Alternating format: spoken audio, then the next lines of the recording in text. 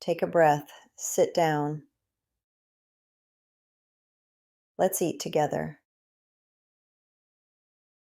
There comes a moment in life when you stop trying to please everyone, not out of rebellion, not out of anger, but out of pure exhaustion, the kind that seeps into your bones after too many polite nods, too many swallowed words, too many times you smiled when your heart was tired.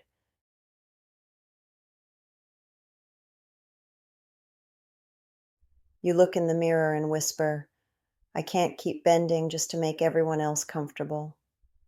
You realize the cost of constant harmony was yourself. And for the first time, that feels too expensive.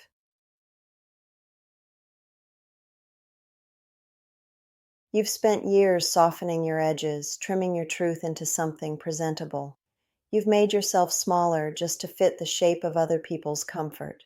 But today, something shifts. It's never loud when it happens. It's not an explosion. It's a single, quiet drop, the one that finally overflows the glass. And when it falls, you understand. You don't want to explain anymore. Not to justify your silence, not to apologize for your intensity, not to pretend that too much isn't exactly what you were born to be.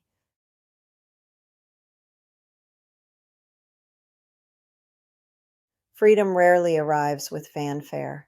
It enters gently, like air after a storm. A door opens somewhere inside you, and suddenly the air tastes lighter. You can feel the tension in your shoulders slowly letting go, the way an ocean recedes after years of high tide. Pleasing everyone once felt like safety. If they were happy, you were safe. If they approved, you were allowed to stay. But safety built on self-denial isn't peace. It's a cage disguised as kindness. You learned to shrink into small spaces, to lower your voice, to say, it's fine when it wasn't. You became fluent in pretending. But tonight, you're done pretending. You're done shaping yourself into what fits. You begin to see it clearly. You don't need to convince anyone to love you. You don't need to be liked to be worthy. You don't need to keep collecting approval like air you can't breathe without. The ones who truly care will never ask you to dim yourself.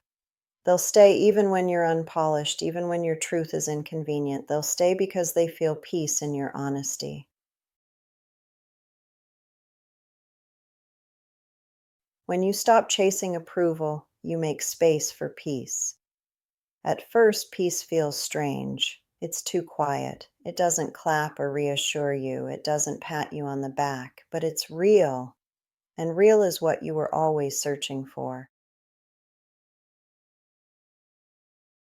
At first, guilt creeps in. You'll think you're losing something: people, opportunities, admiration. But slowly, you'll realize what you're gaining: your breath, your pace, yourself. And when you gain yourself, everything else finds its right distance.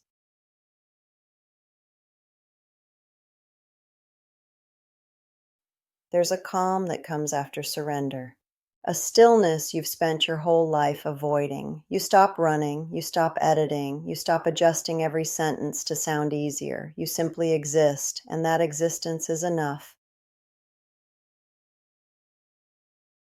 You start choosing simplicity over performance. You start valuing honesty over harmony. And even if it leaves you standing alone sometimes, you're not lonely, you're free. You're no longer living for applause that fades. Freedom doesn't always roar. Sometimes it whispers through small choices, through the no that finally leaves your lips, through the message you don't send, through the breath you take instead of apologizing again, through the quiet way you choose yourself in the smallest moment.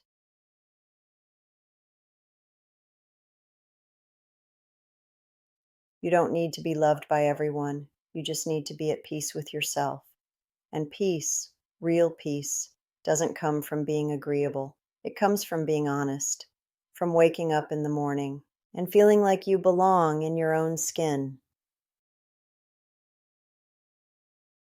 Real peace arrives the moment you stop performing, when you stop wearing masks stitched from politeness and fear, when you stop auditioning for love, when you finally understand that love was never something you had to earn.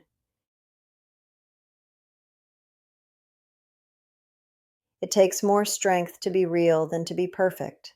Perfection isolates you, authenticity connects you. And once you let yourself be seen, the world around you begins to shift. You attract people who feel like truth, not obligation. People who sit in silence with you and still feel understood. Those who recognize your light won't flinch when it burns brighter. They won't shrink from your truth. They'll stand beside it. They'll reflect it back to you until you finally recognize the version of yourself that was never wrong to begin with. From that day on, your life feels wider. Fewer people, but more meaning. Fewer performances, but more peace. You start hearing your own laughter again, not the one you used to fake for approval. Freedom isn't shouting who you are. It's not needing to prove it anymore. It's the quiet confidence of belonging to yourself. It's the gentle strength of choosing what feels right, even when no one claps.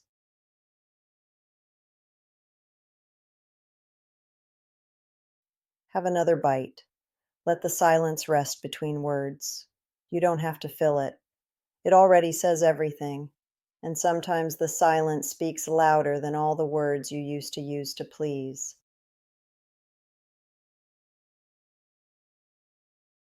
Promise yourself this. From today forward, you will never again ask permission to be you. You will speak when it feels true. You will stay quiet when peace feels safer.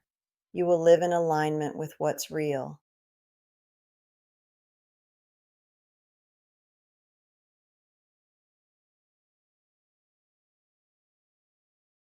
You don't need to be liked. You need to be real.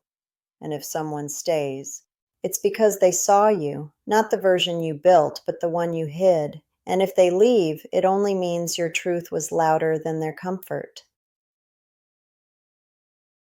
And that is love, not the loud, desperate kind, but the quiet recognition of something true, the kind that doesn't demand performance, doesn't punish honesty, doesn't need explanation. It just stays, still, steady, certain.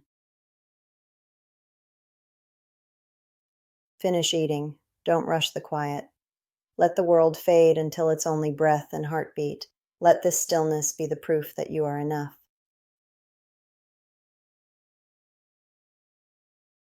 I'll stay. Not because you need company, but because you deserve to feel that your own silence is safe.